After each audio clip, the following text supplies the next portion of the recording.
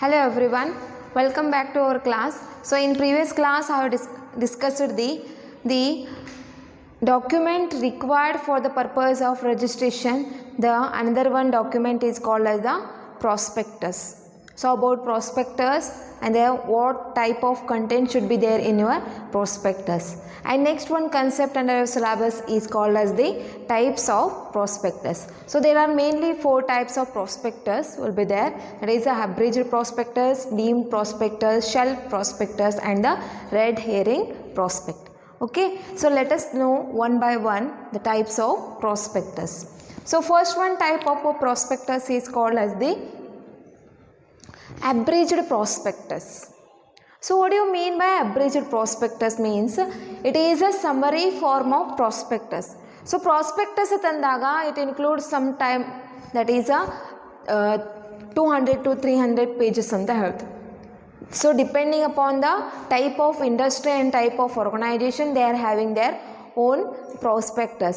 So prospectus ತಂದಾಗ full detailed ಯಾವಾಗ establishment ಆಯಿತು ಅಲ್ಲಿಂದ ಹಿಡ್ಕೊಂಡು ಎಲ್ಲ ರೀತಿಯಾದಂಥ ಒಂದು ಡೇಟಾ ಏನಿರ್ತದೆ ಆ ಒಂದು ಪ್ರಾಸ್ಪೆಕ್ಟಸ್ ಒಳಗಿರ್ತದೆ. ಓಕೆ, ಸೊ ಅಬ್ರಿಜ್ಡ್ ಪ್ರಾಸ್ಪೆಕ್ಟಸ್ ಅಂದರೆ ಏನು ರೀ? It is a summary form of that is a prospectus.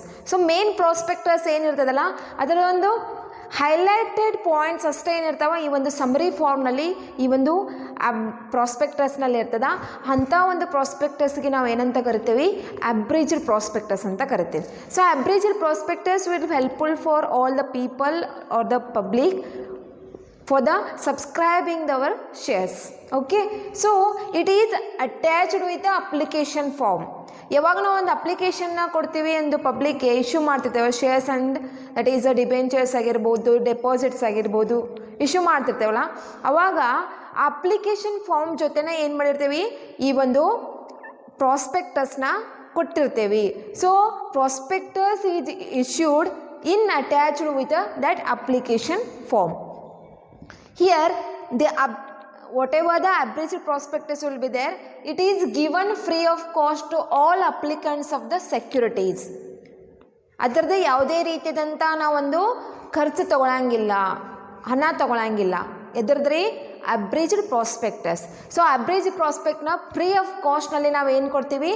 Application form ಜೊತೆಗೆ ಕೊಟ್ಟಿರ್ತೀವಿ. ಸೊ ಯಾವುದೇ ರೀತಿಯಾಗಿ ಅದನ್ನು ಹಣ ಕೊಟ್ಟು ಏನು ಮಾಡೋಂಗಿಲ್ಲ, ಅದನ್ನು ಇಶ್ಯೂ ಮಾಡೋಂಗಿಲ್ಲ. That is called as the abridged prospectus ಅಂತ ಕರಿತೀವಿ. It is given in the form of that is free of cost to all the applicants. ಯಾರು ಒಂದು ಅಪ್ಲಿಕೇಶನ್ ಹಾಕಿರ್ತಾರಲ್ಲ ಆ ಅಪ್ಲಿಕೇಶನ್ ಫಾರ್ಮ್ ಜೊತೆಗೇ ಏನು ಮಾಡಿರ್ತೀವಿ ಈ ಒಂದು ಅಬ್ರಿಜ್ಡ್ ಪ್ರಾಸ್ಪೆಕ್ಟಸ್ನ ಅಟ್ಯಾಚ್ ಮಾಡಿ ಆ ಒಂದು ಪಬ್ಲಿಕ್ಗೆ ಇಶ್ಯೂ ಮಾಡಿರ್ತೀವಿ. And the company has to incur a huge expenses. ಕಂಪ್ನಿದವ್ರಿಗೆ ಒಂದು ಫುಲ್ ಎಲ್ಲ ಒಂದು ಪ್ರಾಸ್ಪೆಕ್ಟಸ್ ಇನ್ ಡೀಟೇಲ್ ಪ್ರಾಸ್ಪೆಕ್ಟಸ್ನ ಪ್ರಿಂಟ್ ಹಾಕ್ಸೋದು ಅಂದ್ರೆ it requires the huge amount of expenses. So that's why in order to reduce ಒಂದು ಕಂಪ್ನಿದವ್ರಿಗೆ ಏನಾಗ್ತದ ಎಲ್ಲ ರೀತಿಯಾದಂಥ ಒಂದು ಪ್ರಾಸ್ಪೆಕ್ಟಸ್ನಲ್ಲಿ ಇರಬೇಕಾದಂಥ ಡೀಟೇಲ್ಸ್ನ ಎಲ್ಲರಿಗೂ ಪಬ್ಲಿಕ್ ಕೊಡೋದಂದ್ರೆ ನಾವು ಒಂದು ಪ್ರಿಂಟ್ ಹಾಕ್ಸ್ಬೇಕಾಯ್ತಂದ್ರೆ we have to make means company has to make a huge expenses for that printing and the drafting of that prospectus. So in order to reduce, that is to save money and papers. So ಒಂದು ಹಣನ ಉಳಿಸುವಂಥ ಒಂದು ಉದ್ದೇಶದಿಂದ ಮತ್ತು papers. So paper ಕೂಡ ಏನಾಗ್ತಿರ್ತಾವ waste ಆಗ್ತಿರ್ತದೆ. ಯಾಕಂತಂದ್ರೆ ಕೆಲವೊಂದಷ್ಟು public ಏನು ಮಾಡ್ತಿರ್ತಾರ ಪ್ರಾಸ್ಪೆಕ್ಟಸ್ನ ತಗೋತಾರ ಬಟ್ ಓದಂಗಿಲ್ಲ. So that will be not useful that type of people who are not using that prospectus. So in order to save that money and also the papers, it is followed for a company to issue a summary of prospectus. ಒಂದು ಹಣನ ಉಳಿಸೋ ಸಲುವಾಗಿ ಮತ್ತು papers ಏನೊಂದು cost ಜಾಸ್ತಿ ಇದೆ ಅದನ್ನು ಕೂಡ ಉಳಿಸುವಂಥ ಒಂದು ಉದ್ದೇಶದಿಂದ ಏನು ಮಾಡತ್ತಾರ್ರಿ ಕೆಲವೊಂದಷ್ಟು ಕಂಪನಿದವರು ಈ ಒಂದು ಅಬ್ರಿಜ್ಡ್ ಫಾರ್ಮ್ ಆಫ್ ಪ್ರಾಸ್ಪೆಕ್ಟಸ್ನ ಏನು ಮಾಡತ್ತಾರೆ ಇಶ್ಯೂ ಮಾಡತ್ತಾರೆ. And the complete prospectus is available. Complete prospectus ಅಂದ್ರೆ ಏನು ರೀ? ಫುಲ್ ಡೀಟೇಲ್ಡ್ ಇನ್ಫಾರ್ಮೇಷನ್ ಇರುವಂಥ ಒಂದು ಪ್ರಾಸ್ಪೆಕ್ಟಸ್ ಎಲ್ಲಿರ್ತದ that is available with the ROC. ROC is nothing but the registrar of company ಅಂತ ಕರಿತೇವೆ.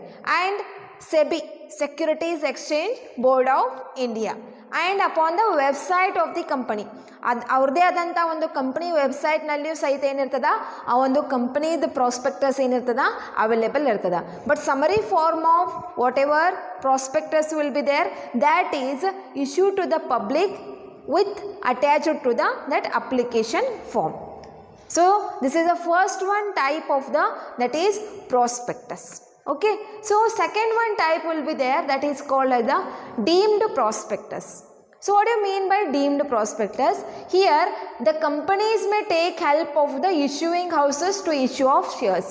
So ಇಲ್ಲಿ ಒಂದು ಏಜೆನ್ಸಿ ಇರ್ತದ, ಇಶ್ಯೂವಿಂಗ್ ಹೌಸ್ ಅಂತ. ಸೊ ಈ ಒಂದು ಇಶ್ಯೂವಿಂಗ್ ಹೌಸ್ದವ್ರು ಏನು ಮಾಡ್ತಾರ, on behalf of company they are issuing the shares, and on behalf of that company also the issuing of houses will be preparing and also the drafting of the whatever prospectus will be there. That prospectus is called as the deemed prospectus anta karite. It means the issuing house will prepare a prospectus on behalf of company. ಆ ಒಂದು company behalf of ಸಲುವಾಗಿ ಏನು ಮಾಡ್ತದ, ಕೆಲವೊಂದಷ್ಟು ಕಮಿಷನ್ಗೋಸ್ಕರ ಏನು ಮಾಡ್ತಾರೆ, ಈ ಒಂದು ಇಶ್ಯೂಯಿಂಗ್ ಹೌಸ್ದವರು on behalf of company issuing houses prepare the prospectus of the company. This prospectus will have all contents of a normal prospectus of the company. ಈ ಒಂದು ಡೀಮ್ಡ್ ಪ್ರಾಸ್ಪೆಕ್ಟಸ್ನಲ್ಲೂ ಸಹಿತ ಎಲ್ಲ ರೀತಿಯಾದಂಥ ಒಂದು ನಾರ್ಮಲ್ ಪ್ರಾಸ್ಪೆಕ್ಟಸ್ನಲ್ಲಿ ಏನಿರ್ತದಲ್ಲ ಕಂಟೆಂಟ್, ಅದೆಲ್ಲ ಕಂಟೆಂಟು ಏನಿರ್ತದ ಈ ಒಂದು ಡೀಮ್ಡ್ ಪ್ರಾಸ್ಪೆಕ್ಟಸ್ನಲ್ಲಿ ಇರ್ತದ. And for frauds or errors, ಏನಾದರೂ ಫ್ರಾಡ್ಸ್ ಆಗಿರ್ಬೋದು, ಎರರ್ಸ್ ಆಗಿರ್ಬೋದು, ಮಿಸ್ಟೇಕ್ ಆಗಿರ್ಬೋದು, by preparing that is prospectus. ಯಾವಾಗ ಒಂದು ಪ್ರಾಸ್ಪೆಕ್ಟಸ್ನ ಪ್ರಿಪೇರ್ ಮಾಡ್ತಿರ್ತಲ್ಲ ಇಶ್ಯೂಯಿಂಗ್ ಹೌಸ್ದವರು ಆನ್ ಬಿಹಾಫ್ ಆಫ್ ಕಂಪನಿ, ಏನಾದರೂ ಫ್ರಾಡ್ಸ್ ಆಯ್ತಂದ್ರೆ, ಏನಾದರೂ ಎರರ್ಸ್ ಆಯ್ತಂದ್ರೆ the penalties will be imposed. ಅವ್ರಿಗೆ ಏನಿರ್ತದ, ಪೆನಲ್ಟಿ ಕೊಡಬೇಕಾಗ್ತದ. So penalty will be imposed on both. ಯಾರು ಇಶ್ಯೂವಿಂಗ್ ಹೌಸ್ದವರು ಸಹಿತ ಒಂದು ಪೆನಲ್ಟಿ ತುಂಬಬೇಕಾಗ್ತದ, ಕಂಪ್ನಿದವ್ರು ಸಹಿತ ಏನಾಗ್ತದ ಒಂದು ಪೆನಲ್ಟಿ ತುಂಬಬೇಕು. ಯಾಕಂತಂದ್ರೆ ಪ್ರಾಸ್ಪೆಕ್ಟಸ್ನ ಇಶ್ಯೂ ಮಾಡುವಾಗ ಏನಾದರೂ ಫ್ರಾಡ್ಸ್ ಆಯ್ತಂದ್ರೆ, ಏನಾದರೂ ಎರರ್ಸ್ ಆಯ್ತಂದ್ರೆ, ಮಿಸ್ಟೇಕ್ ಆಯ್ತಂತ ತಿಳ್ಕೊರಿ, ಆ ಒಂದು ಎರರ್ಸ್ ಮತ್ತು ಮಿಸ್ಟೇಕ್ ಸಲುವಾಗಿ ಅಥವಾ ಒಂದು ಫ್ರಾಡ್ ಸಲುವಾಗಿ both issuing houses and the company will have to pay the penalty. Okay, so this is the second one type of the that is prospectus. So deemed prospectus is prepared by the issuing houses. So these issuing houses are preparing that prospectus on behalf of company. Okay, and third one that is called as the shelf prospectus. So what do you mean by shelf prospectus? Financial institutions and the banks will have to prepare the prospectus again and again. So ಕೆಲವೊಂದಷ್ಟು banks ಮತ್ತು financial ಇನ್ಸ್ಟಿಟ್ಯೂಷನ್ದವ್ರಿಗೆ ಏನಾಗ್ತದ, again and again ಏನು ಮಾಡ್ಬೇಕ್ರಿ, ಒಂದು ಪ್ರಾಸ್ಪೆಕ್ಟಸ್ನ ಒಂದು ready ಮಾಡಬೇಕಾಗ್ತದ. So ಈ ಒಂದು self that is prospectus ಅಂದರೆ ಏನು ರೀ, the prospectus will B valid for 1 year from the registration. So ಈ ಒಂದು ಶೆಲ್ಫ್ ಪ್ರಾಸ್ಪೆಕ್ಟಸ್ ಏನಿರ್ತದ, ಯಾವಾಗ ಒಂದು ರಿಜಿಸ್ಟ್ರೇಷನ್ ಮಾಡ್ತಿರಲ್ಲ ಅಲ್ಲಿಂದ ಹಿಡ್ಕೊಂಡು 1 year ತನಕ ಅಷ್ಟೇ ಏನಿರ್ತದ ವ್ಯಾಲಿಡಿಟಿ ಇರ್ತದ. ಸೊ ಶೆಲ್ಫ್ ಪ್ರಾಸ್ಪೆಕ್ಟಸ್ನಲ್ಲಿ ಒಂದು validity period will be there, that is equal to 1 year only. So shelf prospectus is issued for validity of a period will be 1 year. So that is called as the shelf prospectus ಅಂತ ಕರಿತೆ. So again ಆ ಒಂದು validity period ಮುಗಿದ ನಂತರ ಏನಾಗ್ತದ, ಮತ್ತೆ again ಮಾಡ್ಬೇಕ್ರಿ, ಒಂದು ಪ್ರಾಸ್ಪೆಕ್ಟಸ್ ರಿಜಿಸ್ಟ್ರೇಷನ್ ಮಾಡಿ ಆಮೇಲೆ ಅದು ಪ್ರಾಸ್ಪೆಕ್ಟಸ್ನ ಇಶ್ಯೂ ಮಾಡ್ತೀವಿ. ಅದು ಕೂಡ ಒಂದು ವ್ಯಾಲಿಡಿಟಿ ಪೀರಿಯಡ್ ಇರ್ತದ, ಅದು ಕೂಡ ಏನಂತ ಕರಿತೀವಿ, 1 year ವ್ಯಾಲಿಡಿಟಿ ಅಂತ ಕರಿತೀವಿ. Here it is to be registered with ROC and the SEBI in the normal manner. So ಯಾವಾಗ ಒಂದು ಪ್ರಾಸ್ಪೆಕ್ಟಸ್ನ ಇಶ್ಯೂ ಮಾಡ್ತೀರಿ, ಸೊ ಅದು ರಿಜಿಸ್ಟ್ರೇಷನ್ ಆಗಬೇಕು with the ROC, that is called the registrar of company ಅಂತ ಕರಿತೀವಿ. And another one is there SEBI, securities exchange board of India. So normal ವೇನಲ್ಲಿ ಏನಾಗಿರಬೇಕು, ಅದು ಪ್ರಾಸ್ಪೆಕ್ಟಸ್ ರಿಜಿಸ್ಟ್ರೇಷನ್ ಆಗಿರಬೇಕು.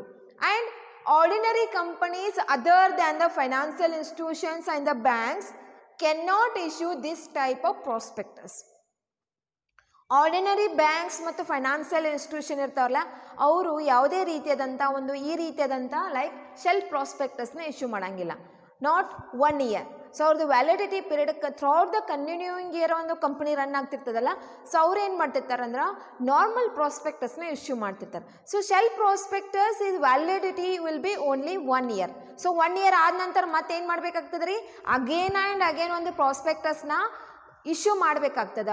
So it will take a lot of time and also we have to make a lot of expenditure also.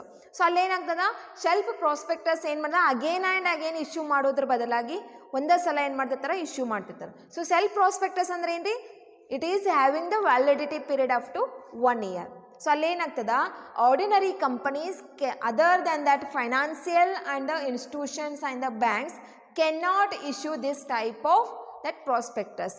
So other than banks ಮತ್ತು financial institution ಏನದಾರಲ್ಲ ordinary companies, ಅವರು ಈ ರೀತಿಯಾದಂಥ ಒಂದು ಶೆಲ್ಫ್ ಪ್ರಾಸ್ಪೆಕ್ಟಸ್ನ ಇಶ್ಯೂ ಮಾಡೋಂಗಿಲ್ಲ. Financial institution ಮತ್ತು ಬ್ಯಾಂಕ್ಸ್ದವ್ರು ಏನು ಮಾಡ್ತಿರ್ತಾರೆ, ಇಶ್ಯೂ ಮಾಡ್ತಿರ್ತಾರೋ, but they have to prepare prospectus again and again. Okay, and last one is the red herring prospectus. So what you mean by red herring? It is issued in book building process ಅಂತ ಕರಿತೀವಿ. It is issued in book building process. Book building process is nothing but the ಒಂದು ಯಾವುದೇ ರೀತಿಯಾಗಿ price fix ಮಾಡಂಗಿಲ್ಲ, quantity ಕೂಡ ಏನು ಮಾಡಂಗಿಲ್ಲ, fix ಮಾಡಂಗಿಲ್ಲ. It means that the quantity and also the price of the shares will not be fixed. It is fixed on the basis of that book building process.